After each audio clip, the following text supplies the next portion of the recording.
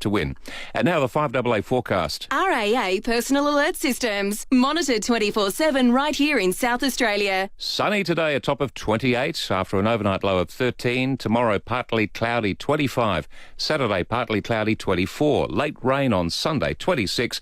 And then a shower or two on Monday and a possible shower on Tuesday. Back to the mid-teens. More news as it happens on 5AA. Peter Godfrey, talking Adelaide on 1395 5AA. And good morning, 5:07. Temperatures rising. Has been for the last hour and a bit. Our low was just short of 2 o'clock this morning when we hit 11 degrees, 15 at the moment. Here it comes. Well, at least for a couple of days. Anyway, nice today, as David's just told us. However, things might not be so good over in New Zealand. Let's find out what's happening across the ditch. Selwyn Manning joins us from EveningReport.nz. How are you, Selwyn? Yeah, very good, Peter. At the moment, we're not too bad over here. The weather seems very settled, but we know that there's an absolute cracker of a storm that's looming on the horizon, and that's going to come in this afternoon by the look of it. We'll talk a little bit more about that and shortly, I guess, Peter. Yep. We will. But in the meantime, I guess we'll start with the currency markets just very quickly there. The Kiwi is buying in at 71.7 US cents at the moment. So there's a bit of that upward pressure that the Kiwi has been having for quite some time is abating slightly there. So it's just kind of coming down very gently. A lot of that's down to some of the data that has come out most recently last week, I should say. Data came out relating to our exports compared to last year for the latest quarter, and it showed that exports were down most significantly in the dairy area, and also this week, only yesterday actually, the price of global milk powder went down. So there's all these things that can cause people to get the jitters a little bit. At the moment, Peter, it's buying, if you were coming over to New Zealand for a holiday, it's for $1 New Zealand dollar, it's 94.06 Aussie. If you compare that the other way, I'll just turn the thing over. I think it's about $1.06, isn't it? I think I saw. Yeah, $1.06. $1 Aussie dollar for $1.06. By the time you pay your fees on that when you're converting, probably get a little bit less than that, but that's pretty much where it is. And the Herald is leading with a story we'll talk about in the later part of this bulletin too, Peter. All Blacks Aaron Smith. He's the key halfback there, very significant player for the All Blacks. Now, he has been sent home from South Africa for an incident where he went into a disabled toilet with a woman just at Christchurch Airport prior to him leaving for South Africa, or just after the last South African game, as I understand, should say. And he's been sent home. The All Blacks are very sensitive to anything that is causing bad press or allegations of not cool conduct. So that's what's happening there. Big news there. We'll talk about that a little bit more. The Herald is also talking about the storm, gales, rain, tornadoes. It says it will be wild. If we go across to Fairfax's stuff, it's got a thing there called Life in a Pod inside New Zealand's first pod hotel. So it looks like all cramped. Yeah, I saw a picture of those. They look interesting. Yeah, kind of thinking, oh boy, I thought there was a fair bit of room in our countries, Australia and New Zealand, but it looks like, obviously space is a premium there. They're also going on here about the All Blacks toilet traced is what the headline is there. Slightly more kind of attitude to it by the look of it with Fairfax. Helen Clark's UN dream over. We'll talk about that too, Peter. Yeah, breaking news. Now that's about the UN thing. Go across to Radio New Zealand. Helen Clark out of the running for UN Secretary General. It goes big on that. Also mentions those other two big stories, and also about Otrahonga left devastated by a stabbing. It's talking about a terrible incident that happened there earlier this week. So that's the headlines, Peter, and all right. Well, let's get on to that breaking news first. We'll get on to your weather in a moment. But yeah, Helen Clark out of the running for the UN job. It doesn't mean that Kevin Rudd's got the job, has it? I hope not. No, Kevin Rudd's not even in the running. Not even close. Sanity did prevail in that one, I'd say, Peter. I don't mean that he's a crazy guy, but from the point of view of confidence. Well, yes, I think we all feel the same way. Yeah. So Helen Clark, yes.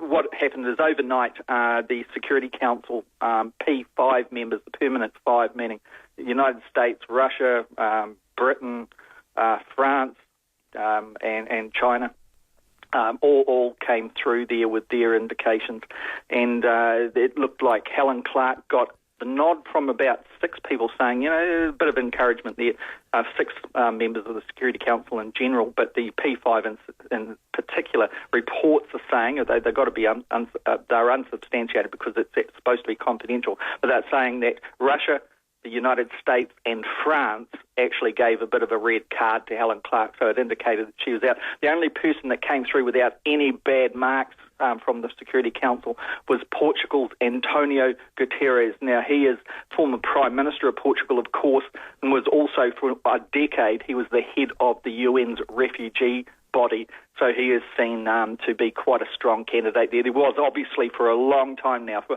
over a decade, Peter, there was a big push for the United Nations to have its first woman in the Security Council, the Secretary General position. One of the interesting things that came out this morning is in Labour circles over here, they were picking up that while the General Assembly wanted a leader there, perhaps less secretary and a bit more general, if you get what I mean, a bit more authoritative. Okay. That the Security Council, particularly the P5 ones, the United States, etc., and Russia, etc., they didn't want a leader there in the United Nations that was too general. They wanted one more of a secretary. Okay. So whether or not that proves to be the case, we'll see. The expectation apparently on Antonio Guterres is that him having been a former Prime Minister, that he'll be able to mix it with the leaders of the world and perhaps get things done. But Helen Clark's candidacy was very, very solid on the need for United Nations reform to take power away from the P5. Maybe she's being stung for that particular stance, Peter. Okay. And it was always suggested that there was a leaning towards somebody from Europe rather than sort of from down under, wasn't it? For this particular cycle of the top job. Yeah, there was, particularly from the more Eastern Bloc, the former Eastern Bloc side. That was Russia's preference. That was seen to be Eastern Europe's turn. Well, of course, Portugal is outside of that space. There may have been a compromise in that respect. Yeah. From what we're hearing, Helen Clark has put out a tweet this morning, which she's big on that social media thing, and she says congratulations to her candidacy opponent there, Antonio Guterres. She is saying he is certainly going to be a very, very good Secretary General. It does seem that the words coming out of there is that, I'll read directly from her tweet actually. It says, "Congratulations, Antonio Guterres, clear winner in selection for the next Secretary General, long-time colleague. We were Prime Ministers and UN heads together." And so she's obviously, making it very clear that she's quite pleased. I suppose she'd be disappointed, wouldn't she? But she'd be pleased with the actual final choice. There was another strong candidate that came in. That was a woman through from Bulgaria. But while she was climbing up in the popularity stakes, it just didn't fire. Didn't pan out. Okay. So that's done and dusted, Peter. Okay, all right. Helen Clark didn't do too bad. She was, about 5th on the list, wasn't she? Was that where she came? Yeah. She was well positioned to be a compromise candidate. Say the P5, where all of this comes down to, they weren't finding a consensus amongst one person. Then Helen Clark was well positioned. She hadn't had those red cards in the past to the degree that you would pull out. Yeah. And she was interviewed extensively only about a week ago on this, and she said really it comes down to, for where she is positioned, to be, still standing when it comes down to the big boat. Particularly if the United States says no, we don't want this guy, we don't want this woman here, and Russia says, well, we do, and no one can kind of come to a consensus, and then they look at the candidates there that are in the compromise position. Okay. You see what I'm saying there. So that's where her biggest hope was. Earlier on, going back 3 months ago, it looked like she and Helen Clark, that is, and Arana Bukova from Bulgaria looked like the strongest candidates, the two women, and it did look like 3 months ago that women were going to take it. The United States' view on that at the time was very much, it would be good to push a woman through at the States, but as soon as the real serious votes came through, you saw the P5s going to the old boys, not the women on the candidate sheet, and favouring the men. So really the big push for over a decade actually, for a woman to take out this role has not come about this time around. Okay. But Ban Ki-moon, the current Secretary General, he'll pass this over obviously to Antonio Guterres once the General Assembly formalises this, and that would probably be in the latter part of this year, in a couple of months' time. Now, with him, he was the Foreign Minister of South Korea, of course, prior to him being UN Secretary General, and it was always felt that he did not have that particular, we call it mana over here. It's like a respect kind of thing. It's a Māori word, so sorry about That's right, but he didn't have the mana for perhaps mixing it with the leaders of the world, and the United Nations squeezed out of having a kind of commanding role, perhaps, in trying to get resolutions to big conflicts, and that's where Helen Clark was intending on occupying a more forthright space, but it's not to be. But not to be, no indeed. So I do need to take a quick break. We'll come right back in a moment, though, and find out about this weather that's bearing down on you guys, and this controversy with the All Blacks player. Be right back with you, Selwyn. Selwyn Manning with us from New Zealand. He's the editor of EveningReport.nz. If you're after no gimmicks, just great deals on a new Honda, head straight to Dave Potter Honda for Dave Potter's best drive-away deals ever on Honda Jazz, Civic, CRV and HRV. With incredible demo deals across the entire Honda range, Dave Potter Honda will include a free protection pack with every car sold. Dave Potter Honda's best drive-away deals ever. They sell more, which means you pay less. And that's why Dave Potter Honda are South Australia's #1 and Australia's most awarded Honda dealer. Dave Potter Honda. Want to get your garden looking its best? Look for Brunnings garden products, because with 160 years of history, no one beats Brunnings for value. Especially when it comes to a greener lawn. Just toss on some Brunnings Green Up and it'll green up any lawn in 7 to 10 days. Brunnings Green Up, part of the Brunnings Lawn Care range. At all good garden centres and hardware stores. Brunnings garden products, proudly South Australian owned. We don't often realise we have hearing loss until friends start repeating themselves. We miss the little nuances in conversation, or sounds become indistinguishable in loud situations. Hearing aids can help, but really they're only part of a bigger solution. South Australia's Speech and Hearing Centre take a holistic approach to your hearing loss, providing proven and tailored communication strategies that make a huge difference. Google South Australia Speech and Hearing Centre. That's South Australia Speech and Hearing Centre. See how Aveo is redefining retirement at our free Healthy Living and Care Expos. There'll be cooking demos by our executive chef John Casey with guests Maggie Beer and Paul Mercurio. Free balance checks and more from the Physio Co. Also presentations from Nutrition Professionals Australia and Rally Home Care. At our Healthy Living and Care Expos in your local Aveo retirement community. Call 132836 or visit aveo.com.au. Graham was a high flyer back in 77. Took out best and fairest 3 years in a row. He's still a club legend and helps out when he can. But his shoulder's giving him grief. So he's asked his doctor for a referral to SportsMed SA. SportsMed SA help people like Graham every day with treatment and recovery from orthopaedic, musculoskeletal and arthritis conditions. With SportsMed SA on your side, nothing can slow you down. Ask for a referral to one of SportsMed SA's 8 locations or visit sportsmed.com.au for more info. Contesting a will. It's one of the toughest things a family can go through. And as you can imagine, emotions often run high. If you feel you've been unfairly treated in a will, Turner Freeman Lawyers can help. Call them today for a free case assessment. Turner Freeman's specialised and highly skilled team will look at your case and help determine if it's unfair or fraudulent and whether the will should be challenged or contested. If you think you've been unfairly treated in a will, see turnerfreeman.com.au or call 13 43 63. Enduring poorly fitted dentures can get you down. And when you're told the solution will cost you tens of thousands of dollars, well, that'll really wipe the smile off your face. OrthoSmart has pioneered the exclusive Smart Grip denture system. They're more precise, secure and comfortable than conventional dentures, and importantly, more affordable than implants. You don't need a referral. Just call into the studio in the Maya Centre or visit orthosmart.com.au. Begin your journey today with OrthoSmart. 1395, Adelaide's 5AA. This is Peter Godfrey. And we're joined by Selwyn Manning, editor of EveningReport.nz, telling us what's happening over in New Zealand across the ditch. Now, Selwyn, you sort of caught the tail end of the storms that ravaged us last week that gave you a bit of a drenching, but you're in for more today and tomorrow. So how serious is the weather looking for you guys? Yeah, it is serious, Peter, particularly in the north of the North Island, although this storm that's looming down on us now is going to affect most of the North Island, certainly a little bit of the north of the South Island, if that makes sense. But the concerns are basically that flooding is going to occur in some of the low-lying areas of the upper North Island, including Auckland and Waikato, across to the Coromandel Peninsula. And there's also, because of that storm that came across, we're not blaming you for this, Peter. That's just the way it's happened, you know.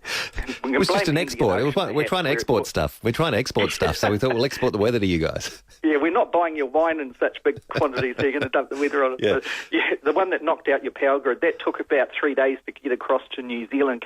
We were watching it coming across the Tasman, and it was fizzling out. You know, the sting in the tail was just not there.